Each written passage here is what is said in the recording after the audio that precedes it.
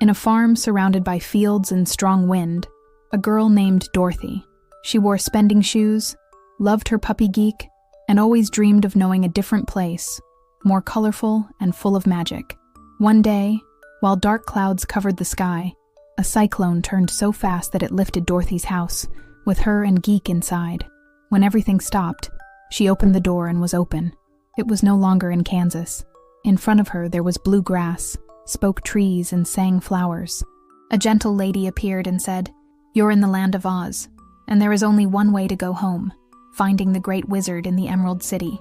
She pointed to a golden road, made of bright bricks. "Follow this path, and he will take you to him." On the way, Dorothy found 3 special companions. A scarecrow that wanted to have ideas and learn to think better. A can man who wanted to have a heart to feel.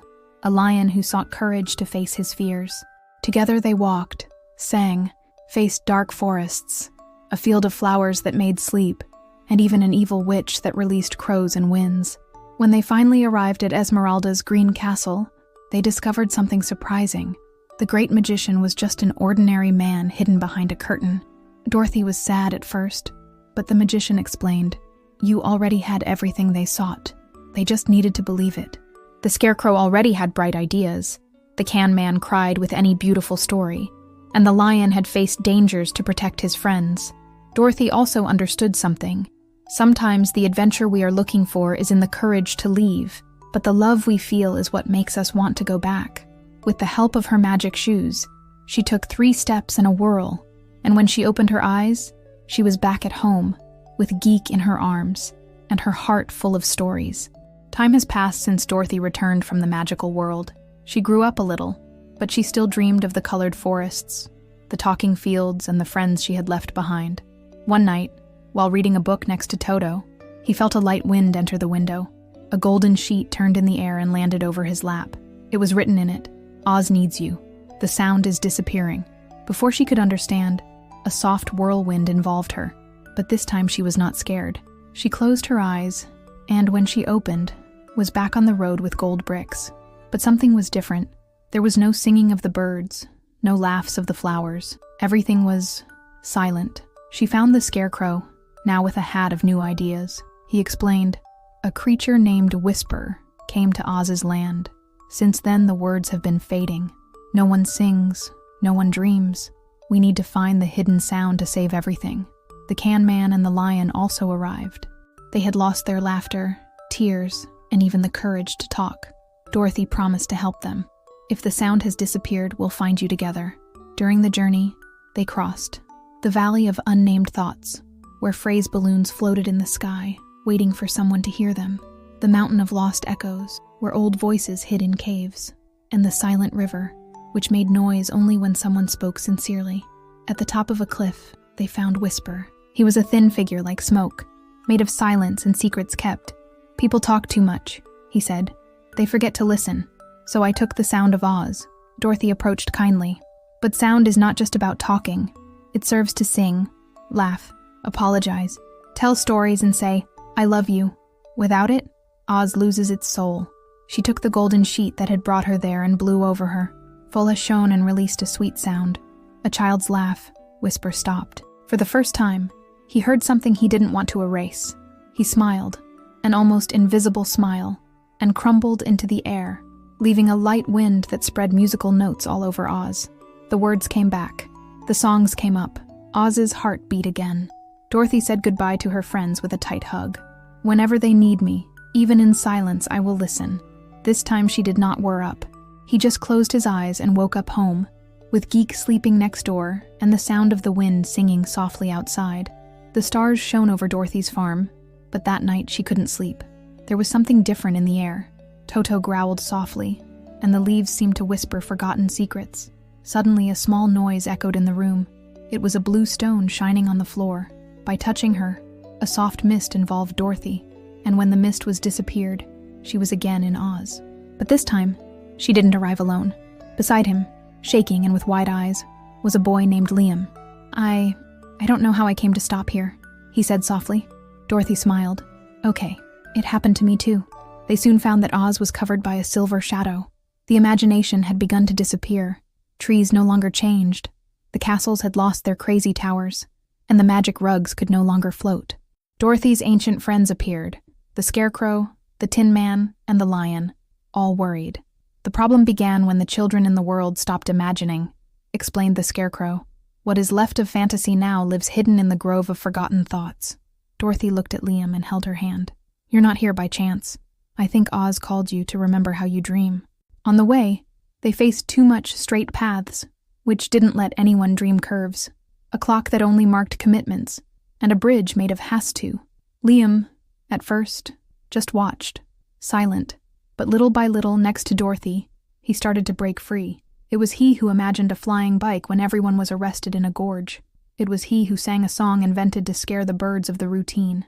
And it was he who found the oldest tree of Oz, which only flourished when someone believed in the impossible. There, inside the tree trunk, a closed book slept. On the cover, it was written, "Every Child's First Dream." Liam opened it, and Oz exploded in color. The mountains began to walk again. The flowers recited funny poetry. Rugs floated and laughed. Castles exchanged shape. The imagination came back. Dorothy hugged Liam. Now you know. You don't have to escape your dreams. You can fly with them. Liam smiled. And you, Dorothy. It's not just an Oz girl. You're his guardian. With the mission accomplished, Liam woke up in his own room, with a blue stone in his hand, and his mind full of new ideas. Dorothy, in turn, looked at Oz's sky and knew, as long as there are children willing to imagine, that world will never disappear. One afternoon, while helping the farm garden, Dorothy listened to something different, not a loud sound, but a sad silence, the kind that seems to sigh. When he turned, he saw a butterfly made of tears, floating slowly. She landed in her hand and whispered, "There is an Oz valley where emotions have been hidden. Without them, the colors are disappearing." Dorothy closed his eyes, and as in a magical flashing, she found herself again in Oz, but this time, the sky was clear gray, as if all the colors were sad and shy. She followed the way to the Valley of Hidden Emotions, where clouds cried softly and trees whispered memories that no one wanted to remember. There he found his friend Leo, who had lost his roar. "I can't get angry anymore. No scared, or anything," he said with empty eyes. Soon came the Scarecrow, which could not laugh, and the man in the can, who no longer missed. Dorothy soon realized, in that valley, they had all kept their emotions so much fear of feeling them, that they forgot what it was like to live. In the center of the valley was a crystal gate, locked by 4 locks, each with one word: sadness, anger, fear, and love. To open the gate, it was necessary to find the keys, hidden in small corners of the valley. Dorothy left in search of them, and along the way, embraced a stone that cried alone. There he found the key of sadness, which shone like a drop of rain. He talked to a silent volcano, and took the key to anger, red as calm fire. Saved a trembling bird, trapped in an invisible cage. He brought the key of fear, made of cold wind. And finally, he found a broken mirror. As she added the pieces, she saw the reflection of all her friends there, and herself. There was the key to love, made of golden light and heat. With all the keys, the crystal gate opened. Inside, emotions began to breathe again. The anger danced in swirls. Sadness ran in calm rivers. Fear became a passing cloud. What about love? Love became wind that lifted everyone off the floor. Dorothy's friends smiled again, crying, roaring, laughing, and feeling. Dorothy sat on a stone and said, "Feeling is not weakness. It is what makes us alive. Hiding what we feel erases the brightness of the world." The valley flourished again, now with flowers that changed color according to the heart of those who passed. And so, Dorothy came home, knowing that it is not enough to imagine. You have to feel courage. It was a calm, late afternoon on the farm. The sky was golden, and Dorothy looked at the horizon with Geek lying beside him. Everything was at peace, but something inside her felt a soft void, as if a call was coming slowly. That night, when she dreams, she saw a field of gray, real estate flowers. In the middle, a girl with long hair drew circles on the floor, murmuring, "No one else remembers what you promised." When Dorothy woke up, he already knew. Oz called her again. Stepping on that new Oz corner realized that the air was silent, but loaded with memories. It was in the Garden of Dreams Interrupted, where flowers were growing that never even blossomed. Each flower represented a dream someone started, but forgot to end. There, he found a little girl named Luma. His eyes were sweet, but they looked lost.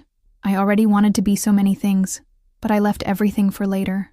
Dorothy took her hand with love, maybe what you left for later, just waiting to be remembered. As they walked through the garden, they found that some flowers murmured, "I was the dream of learning to sing. I was the idea of building a colorful bridge.